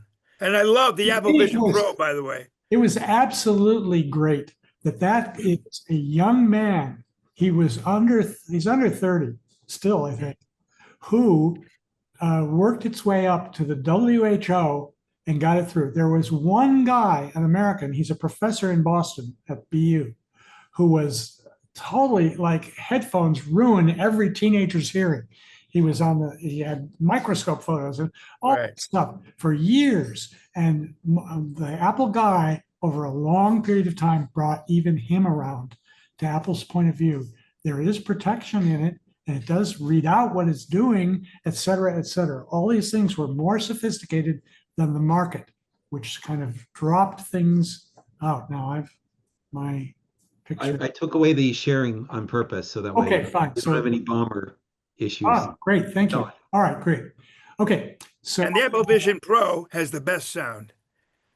Now there's no bass, but it's the best pair of headphones in the house. We can't do bass, but no. I had the Institute for Roomful Technique sent me their dummy head and their Stax headphones, and I had them in my living room years ago, and that's the first time I got out of head imaging, and I knew it was possible, but it was always such a stretch. So, and it's like there were 30 people working for me, not all exactly on this, but it took a lot of resources. And it's only an Apple. Well, in fact, it has you pass the thing around your head so it can recognize your pinna. Yes. Yeah, that's what has to be. I know that was a whole group of we bought a company with that technology, and they worked for years on it. And of course, I was in the feedback loop. No, not good enough. Well, it's the best way to listen. If I can only get some sound to the subwoofers in the room, then it would be complete. I know. I'm thinking about chest pounders. Yeah. Michael Jackson told me, we did Captain EO, and Michael told me in the dub stage, I got to feel it in my soul. What he meant was the bass had to thump his chest, right? Because that's what he was used to on stage, and we couldn't do that with a film sound system. So I think we're going to build a backpack, front pack thumper. Oh, that's great. As a product, huh? That's great. So, That also tests for cirrhosis of the liver, which the liver gets harder to bounce. So, okay. This is an iPad Pro, which has 4 speakers. Yes. At least. Yes. Maybe it's trickier than that, but and the guy who does that, I hired as I hired as an intern, and he's in charge of that sound. Well, the sound of this is quite remarkable. Yeah. I find that I can lie down on my back in bed, place this on my chest, and it fills my world with music, and it's actually visceral because I can feel the vibration of the iPad on my chest. Well, his name, Michael Jackson didn't live long enough to experience that, but I feel moved. His name is Alex Niedermeyer, and I will tell him. It really works. There are people behind these things, you know. It's a huge company, but it comes down to certain people. That was a good concept, and it's beautifully executed. I find that more comfortable than listening with headphones. I much prefer just to relax with the music right there. It works. Yeah. Is that actually a design goal to be able to do that particular thing, have it sitting on top of you? I don't know about any conversation between him and marketing. I'm not sure. I can ask. Okay. I think it's just to make it the best possible. I do have a patent on one bit of that, which is if you put it down on the desktop, you get more baffle area. So the bass changes, and when you pick it up, you lose it. So that's a patent where you have it. I don't know if they use the patent, of course, but that's true. Oh, there's a lot of magic in there that makes the sound remarkably good. That it almost isn't even worth going past it sometimes. It's just fine. I'm enjoying it thoroughly. Great. Tom, can I ask you something about the iPhone 15? Maybe. I've discovered watching a YouTube thing that if I turn the phone this way, I would swear I'm getting left-right stereo from it. Oh yeah, it does that. So what is it? Obviously, the speakers are not just here. There's something over here. No, there are multiple drivers. There are multiple speakers. I can't remember. Honestly, I don't know about per model number which thing happens. I can tell you an iPhone story. But I mean, this is obviously something that's built into it somehow. Yeah. Early in my tenure at Apple, I was asked to come in to a room with about 5 people and listen to a phone. And it was just speech over the cellular network on the phone. I'm listening. And I say, well, you know, I don't think your source is very good. What is it? And they say, oh, those are the Docomo test discs. They're the standard of the industry for cell phones. Oh, well, get me the discs. So I took the discs and went and played them in my home theater setup, NAD, PSBs. The recordings were shit. They were recorded obviously in a phone booth with a lot of fuzz stuffed into it from bored graduate students with a microphone right here. The P's were popped. How bad is that? Professional recording, popped P's, etc. They're just awful. And I said, we can do better than that. So I did start a project to record about 12 voices in a studio in Los Angeles that did the best voice recordings on the planet. They recorded "This is CNN" with James Earl Jones, and my outgoing voicemail. James recorded my outgoing voicemail for this, and so forth. So we fixed that, and then once we had good source, then we worked through all the stages, and it took years in different models You know, there's de-essing. There's a bunch of stuff. And in this phone is basically a Raiders of the Lost Ark premix dialogue processing chain run by Bill Varney. I went and sat in that mix and saw what he was doing secretly behind him and what rack of gear he had, and then came and reproduced it at Apple with AI to be him. So that's what's in the phone. That probably, Apple will. I shouldn't be talking this much probably, but that's basically what was done, was to mimic Hollywood in the phone. What aspect of Hollywood now? You're talking about dynamic processing and EQ, both? No comment. Okay. No, I can't go too far. I've already said too much, right? I think there are 8 items in the chain. But this is something about how the iPhone plays music, for example. That's a different chain, and there's different stuff. Different processing for music, and the phone knows somehow? Wow, okay. There's a lot going on in there. I'm going to get sued. Oh, you can't find out. And fortunately, neither can the other guys, because they haven't been able to do it. I listen to the other stuff, and it's pretty bad. They did try to hire me, but Bose, did Bose try to get you? Google. no comment. No. Phone guy. Okay. The Android stuff. No comment. But I didn't listen to that for 3 seconds. Well, you didn't go to listen to work for them, so anyway. The evil empire. Questions? Do your worst. Tom, have you been to the Usually like Schermerhorn? Sapphire. By the way, What? you got to do Sapphire Club because they're all old guys from Pro Audio in LA, and they throw darts at you. I have an apt preamp with one dead channel. I put it in the comments, but didn't get an answer. Can I send it to Peter Williams to fix the relay or whatever it is? Absolutely. Just he's just wait, but it will get done. Okay. Yes. And please, now I know you guys are mostly East Coast, but how many could come to Burbank in June? Is there anyone online? I mean, this is Conceivably, I don't know. it's a real tech conference, you know. It's going into transistors and diodes. Most of it will be over my head, I think. Yeah. Well, you guys, the industry, not you people in particular, but has an awful lot of trade shows of high-end stuff. And I said, we need an antidote to that. We need the real guys talking about the real stuff.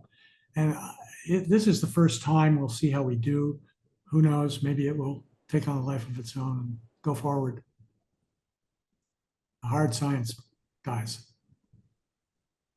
Tom, and you're traveling of around for listening to theaters. Have you heard the Schermerhorn Theater down in where is it? Is it Atlanta? I forget where it's located. It's a relatively new theater that was designed by some Boston acoustics people who had been trained basically by Beranek. Anybody remember where the Schermerhorn is? It was one of the cities that was flooded out about 5 years ago. Luckily, the hall was spared, but some of the rehearsal rooms in the hall destroyed the pianos that were in it. Nashville. In Nashville, that's where it is. Okay. I've never heard of it.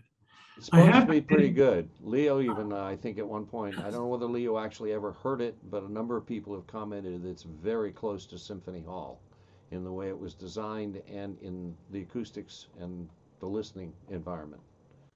I have heard, you remind me, I have heard the Blackbird Studios in Nashville, and it is all deep, complicated diffusion on every surface.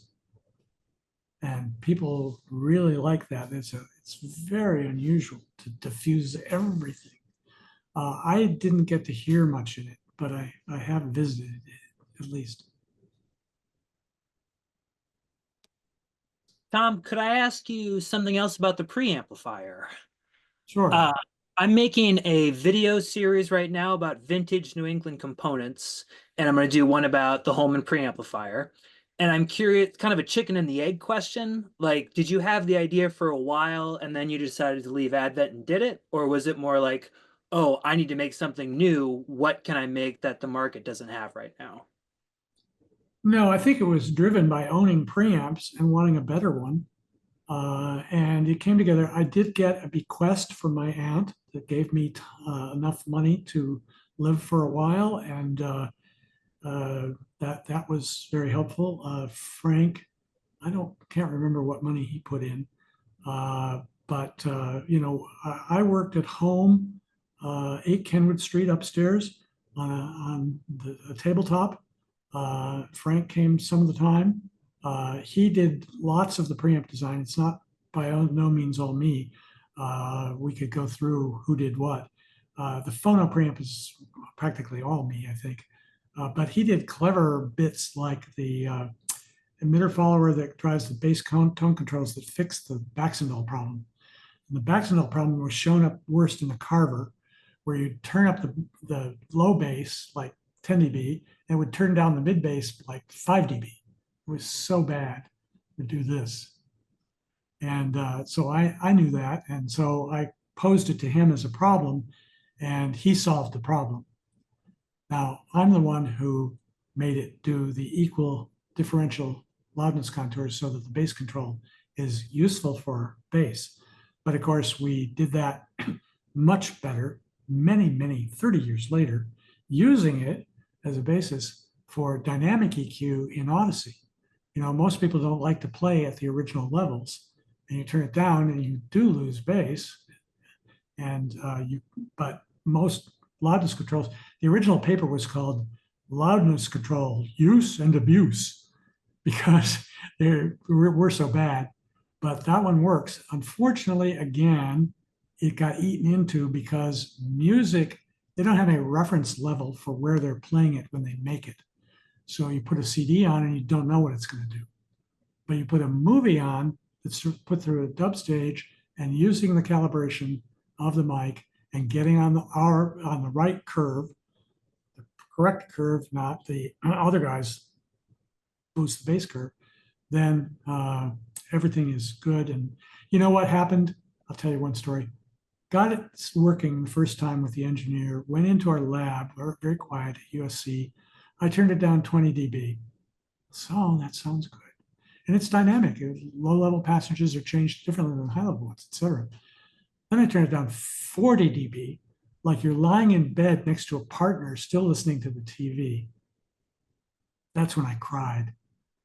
It works 40 dB down. Who knew? And it's all psychoacoustics. By the way, there's another one. Dynamic space expansion. I think Richard has, Goldwater has this one, I think. Take the 5.1. What's wrong with it? Well, real halls have blossom width because they get side wall reflections. Yoichi Ando studied symphony hall, and he got the level, time, angle, and spectrum for the first reflections in symphony hall. And we copied them, and we call it dynamic space expansion in Audyssey. And with the right source material, you turn it on, and guess what? It sounds better. Just like it sounds better, closer to Symphony Hall. Now, the shock was on movies where you have hard effects, dialogue, hard effects, and ambience, it spreads the ambience too. It works better on movies, which I never expected. It's fantastic. Unfortunately, again, you read, I shouldn't read online. Oh, that thing doesn't work at all. I hate that. Well, you didn't set it up right. And you don't have the right program material, and you may have no taste. Possibly. I shouldn't read the online reviews because they just, they're all over the map. But thank you. Thank you very much. By the way, I've taken out, I love RO3D. I preferred that to Dolby, Dolby for music, for Atmos for music, but I haven't calibrated it for a while. So right now I'm just listening to stereo front channels, left and right wides, left and right sides, left and right rears, all run by a Lexicon DC-1. So that's really old. Okay, well, It's wonderful. I've just got 9 channels in a circle, 5 fronts, and 4 surrounds working. And it's absolutely bizarre system because it's all pickup from over the, nothing matches and it all works. The Audyssey stitches it together just fine. Oh, that's great. I have Snells and I have Yamos and I have a Genelec center because of the size. Pro audio, consumer audio, this, that, 2 different kinds of dipoles, 2 different kinds of subs. Works really well. And I'm saying really well on the basis of I put up the stuff I was in the mix for on the dub stage. I've brought in now 2 pro guys who mix the content and play it for them, and they say, yeah, that's right. I'm very happy. This is like a life reunion. Yes. Well, oh my God. Shop Talk. Was I ever on with Mark? Were we both on the same show? David Satz might know. I don't think so. I don't think so, but I'm not sure. Yeah. I sure wish I had all of them. I have what's available, but I'd love to have all of them. Do you have all that Dave has? Dave Satz had sent around a bunch. I'm not sure. Okay, I'm sure one of us can get that. Peter wrote our first owner's manual. Not the service manuals, but first. I wrote the power amp, but Peter wrote the first one. Peter, he designed the remote control for the NAD tuner amplifier, and he moved the on-off button to a place where it never should have been. Oh. And I'm sure it was humiliating. Yeah, well, I suppose I have such things in my career. I can't. Speak about. They've been repressed. Yeah, exactly. Tom, if you don't mind me saying a couple of words, I can't let this opportunity go by without thanking you for your hours and hundreds of hours of enjoyment you and your technology and your mind and your hard work has given me in listening to the movies of my life. Wonderful. And every time the credits roll, I look for your name.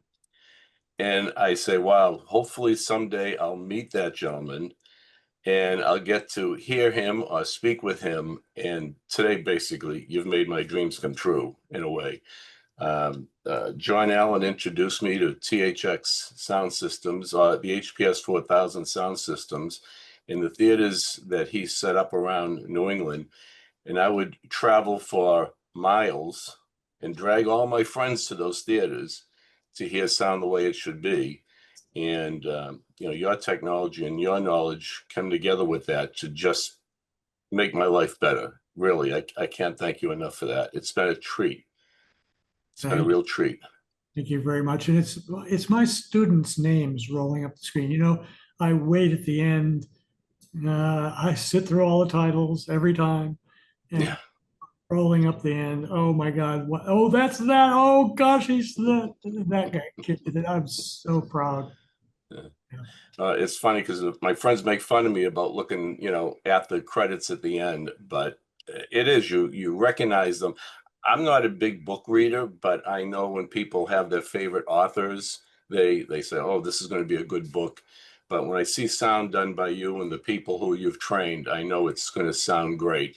And I get very upset at the theaters that destroy the sound. And they're still around, and I complain all the time, but it goes nowhere. And I'm really kind of disappointed that with all the work that goes into the making of this, the theater's still on top of keeping it real or keeping it true to the fidelity that it's designed as. Do you have any comments on the theater sound today and what's happening? Well, of course, THX kind of blew up in the sense that with 3,500 theaters and only a few technicians, trying to visit them every year was a nightmare. Had some divorces, and it was not good. It was really stress on them. I give them every credit for what they did. We did make it into a way to do it routinely, but the technicians made it happen. So that was one of the limiting factors. Another one was, frankly, the cheapness and the fact that they could do a fair amount of it. And then, of course, the patents ran out, and now somebody can knock it all off, which is okay. You know, George got the Irving Thalberg Award of the Academy. He was standing underneath the THX logo that big, and given it by Steven Spielberg for a producer who helped the industry, not just his own movies. And that was THX. And that was wonderful. But things change over time. You know, it's 50 years later. It would have had to have had continuous practical development. It's hard to say that development today can be much better. There's, you know, it was really bad, and now it's brought up here. And I think, you know, I go to the local Regal here, and I saw, can't think of the movie, but anyway, you know, it was pretty good. I would say it was a good solid B. And when we started out, it would have been a D. So what George did by making this happen and me making this happen, I think in the end resulted in what we wanted to happen, which is to bring up the whole level in the whole industry. And I think it did that. The local guy, you know what the biggest problem with the local guy is? It's not HDR. The sound was better than the picture. Picture in movie theaters don't have blacks. Oh, big long comparison. I showed you sitting in the 70 mil IMAX. I have a comparison of that I wrote up versus my own LG. And the conclusion is my picture is better. And it's not IMAX's fault. It's the industry's fault, because Kodak made high dynamic range film for about 10 years and they couldn't sell enough of it, and it went away. And there's like 2 more stops at least of dynamic range, maybe it's 3, available that you don't see in any theater until you get to, of course, one of the new digital high dynamic range theaters, which is Dolby Vision and a few others, its competitors. But one of the theaters locally, probably about 6 or 7 years ago, spent a fortune putting in a new high definition screen, they claim, and it was a laser projection. And on opening day, I went to see it, and when the screen was dark with no picture being projected, or even when there was a picture being projected, but the screen was dark. No, I'm not explaining that right. Basically, they had lights beneath the screen that were showing on the screen and reflecting, even during the movie. And what are you doing? And at the end, so when you had a dark scene, it was gray, the screen, instead of black. And I noticed a couple of weeks later, I went back and they were shutting off the lights, at least there. But still, the screen was reflecting too much light in the auditorium, which was washing out the blacks. Well, what happened is the movies were the same. The projectors were essentially the same thing for more than 50 years. And all you had to do is put oil in them. And then digital comes along. We've had like 3 generations in the past 15 years. And now they're to laser light and so forth. And they don't get it all right. Some of them have bad moire patterns, from the grid of the film, of the imager, to the grid on the screen, and you get moire. How can you have watch Dune with moire in the sky? Holy crap. No, it can sometimes really bad, and it's because of the rapidly accelerating technology, and it hasn't really all consolidated right yet. But my next trips, next week, I go to the Tivoli Theater in Downers Grove, Illinois, for an interview, which I attended as a teenager. I saw my first adult film there because they didn't have there was no limit. I saw Advise and Consent, at age 14. I shouldn't have seen this movie. It told me a lot about the world I didn't know by myself. And so I'm going to that theater. It is an HPS 4000 theater, as far as I know. And it's beautiful. And they run it as repertory kind of theater. And still going. And then I'm leaving there to go to Cincinnati, where I'm seeing the best revival theater from ICTA, the Great Northern, Phoenix Theater's Great Northern Theater in Cleveland. They wanted me to come, so we're going. And that's great. Yeah. Tom, did you enjoy the Simpsons parody of THX? Oh, of course. Where everybody's Oh, head God. explodes? Yes, and did you see the Wayne's World too, as well? No. Oh, I didn't see that. Well, it's on the THX website. Go, that's great. Wayne's World, yeah, it's hilarious. So when I knew THX had made it, was sitting in the Good Earth restaurant in Westwood, in a round table, and the next table is a booth with 8 or so frat boys, and they're talking, and they say, "Have you heard about this new sound system?" At the down the road, the frat boys are interested. Oh my God, we have made it to pop culture. Fantastic. Hey Tom, a quick Tom, question. A quick question, since we're on the topic of film sound, can you talk a little bit about the work that you did on trailer audio standardization? You kind of glossed over it. Sure. Well, a guy from first thing that happens is digital comes along, and the trailers are analog, mono, optical, and the movie comes out and it's a lot of dynamic range. Then they suddenly change to digital for the trailers. Now it becomes a race between big producers about who can produce the loudest trailer. So we had a meeting at USC, we called, bringing everybody together through SMPTE. There was a box lunch, and there was a man out on the lawn at the box lunch, and he was crying, full-grown man, and he's crying. And I went over and said, "What's wrong?" And he says, "If my trailer isn't the loudest, I'll be fired." That's what it was. So with a little bit of time, it was realized the problem was that the theaters were going to turn down the loud trailers because the audience would come out in hordes and turn it down. And then they never put it back up for the movie. So it was wrecking the movies. So you had commerce wrecking art. So we got into writing the Trailer Audio Standards Agreement. I wrote the technical bits. Yo and Alan did a lot of the testing. A guy from Disney ran the committee. It was the 7 Hollywood studio reps of trailers and Yoan and me, Dolby and me. And so we figured out a method, this kind of measurement, blah, blah, blah. And then the studios go, "Well, you got to go test this. You got to go to real theaters." And Keokuk, we want a theater from Keokuk, Iowa to know that these are no problem. So what I did was we had Thursday night at the movies at USC, new movie every week, played with its people, organized with its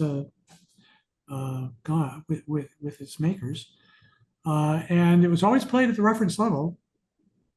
And we played them trailers back to back. I played them about 8 trailers, and we with that varied in loudness and so forth. It was all the things they wanted to ship into Keokuk, and turn the lights down or turn the lights up during each one. Had them note from way too soft to way too loud, semantic differential scale, and we had 300 kids, average age 18. The movie was Con Air. It's a big action film. They'd come for a big action film, so you'd think they could stand loud trailers, right? We biased it by young people and by the attraction. They said the trailers were too loud. That group did. collectively. So that shut off Hollywood's complaints. This I can also do another hour on this about what we did, bringing people in and matching traffic. There's lots of stuff background here, but that it brought up the Trailer Audio Standards Agreement. It's in place. It's been running ever since. THX got the lion's share of the work. We got some measuring trailers before they get the MPAA seal of approval. It's part of the process. Where this all went wrong is it did make its way over into broadcast television. When that happened, when the original standard, I was one of two people who wrote, Craig Todd was the other one. We were the writers of that. Went into then it became the fact that the commercials would play too loud. So then A85 came along and regulated the Calm Act. Went by voice vote of Congress, 100% in both houses, got signed by the president and regulated by the FCC. And it was contained on broadcast television, and satellite followed, etc. Who didn't follow was streaming. Streaming went back and started turning the interstitials. Oh, they play a lot. They went back to the same status we were in movie theaters. So now, just now, some proposal to go to Congress to regulate that. So maybe it'll happen. It probably will happen. So that's a bit. It needs to. Now that bit of the story, the iceberg of the story. Yeah, every streaming service is now injecting ads into their stream when you could buy the lower levels and not get the ads, but now they're putting them in, and they are horrendous to listen to the repetitive commercials. And like you said, they're all a lot louder, so they need to go into streaming too. I just pay. Except I'm quitting Disney, but that's free speech. Jimmy Kimmel fan, huh? Well, I wasn't before. Well, yeah, I don't think you showed Disney. You went to Apple, and then that was the end. So. Well, I never worked at. Oh, this is Disney. This is Disney streaming. Okay. I never worked at Disney. Yeah, I think I either read or heard something from Bob Carver that said both he and you were working on digital switching amplifiers before they were actually figured out what was wrong. Is that the case? It's slightly true. We showed a apt integrated amplifier, smaller, sleeker thing. It had an 80-watt continuous power, but with 6 dB of dynamic headroom and a small lightweight package. And how did we do that? We tracked the power supply with a switching supply. It had a Class AB amplifier standard, but instead of producing a voltage up here where it had to make the difference, we made the voltage track the output. Right. Switching supply to do that. And it worked. It turned out in the end to be too complicated for a small company to bring off. But we showed it at CES. We played it. It really worked. And Bob Carver came and he took the bottom off it. He looked at everything. He knew what we were up to. I don't know why I let him do that. And I don't know how his cube thing works, but there's something about tracking. Of course, that all went into the world. It became Bash. It went Class G and Bash and so forth are things like that. But I think I did it very early. I don't know if anybody else was ever doing that. And problems with transients, you have to track the transients with another supply, et cetera, et cetera. Yeah. And when are you coming out with the 15.3 designation? It's 3 times better than 5.1. Well, I went to work on the Apple because only a few of us kids can afford and can do these home theaters at this level. CEDIA's retreated into the high end. They have awards for the $50,000, the $75,000, the $150,000, the $350,000 system. oh my God, that's not Henry Close. It's so different. So I just not too interested in that. When they asked that, by the way, I said, my last one was 50 million. Skywalker 50 million. I took that off, but that's smart. Tom, is there a best way to follow you and keep track of what you're up to? well, we haven't been very active on our website. Websites are a hard thing. They take minutes, and ours is very unmaintained. We have some we'd like to do. One thing I want to do is, and it's just a big mechanical task, I want to scan all of Surround Professional. So there's a lot of good stuff in there. Stuff like I did, hang on, I'll think of it. I can't think, but in one issue, I did all the problems. I lined up all the problems with analog, making everybody think, oh, he's a digital guy. In the next one, I did all the problems with digital. So, I was given complete freedom to write it. By the way, volume 1, number 1 has letters to the editor. Where do you think those came from? I wrote them. How do you get letters to the editor in volume 1, number 1? It's called seeding your projects. Yeah. So I always got, I had a column every time called Relevant Research, and I surveyed the world for stuff in all kinds of weird journals that nobody in audio ever read. That was great. We did whole long stuff on bass management, on X curve, and explaining that and so forth. It's still not understood. I go into theaters where they're trying to do, say, sports, and they don't know about the X curve, so it's way too dull. So, they just don't know. They don't know this stuff. It's easy to fix. What Harman tried, and they had a PhD working on this, is, let's just change all of the theaters to make them flat, to get rid of the X curve. Well, that's turning it up 8 dB at 10K, which would probably blow up a lot of systems. And it was a 50,000 theater worldwide agreement. We got Russia to agree to that, for God's sakes. Yoan did more than me. India, it's a universal standard for playback equalization, electroacoustic equalization. Why beat your head against that just so a CD will play on it, sound right? No, makes no sense.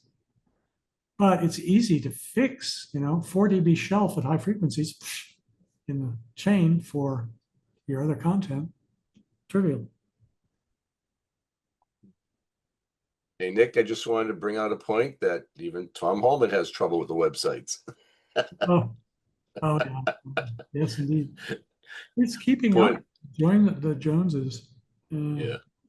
So I do want to give away stuff because I don't need to make money on it. The test discs and the Sound Professional, but I don't know when.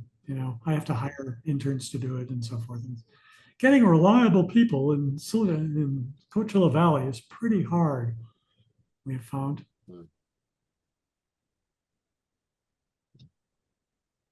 Well, gentlemen, any more? Shall we? I'm happy. Yeah, Very nice. Thank you. We've had a lot of your time this afternoon. Where are you calling in from? That was my last question for you. Somewhere in the greater Los Angeles. So you still have your whole afternoon. Oh yeah. It's 85 out and humid. Okay. Well, we hope you enjoy your day. You brought a lot of sunshine on your shirt, and yeah, the enthusiasm was fantastic. Great. Yeah, it was a wonderful way to spend the day. Thank you again for everything. And yeah, I think John's comments were really in the heart, and I share that feeling. Thank you. Thank you. Well, you so be well, and keep tuned to BAS. We'll have more events coming up. Wait. Are you available next month for another of these sessions? Not in 1 month. I'm traveling most of this month, and then November, December are calmer. But we'll see. Yeah, I'd love to hear you again. I will make a submission of The Tale of Two Halls for publication. I don't have a problem with that. It's been read by any number of acousticians who, there are some findings in there that don't line up with their normal theories. Kind of hard on the halls. Let us know how to find that. Well, send it in. You can have. We can publish it. You can have publication rights. I'll give it to you. Thank you. Awesome. Thank you. Thank you. Yeah. That's a big deal. All right.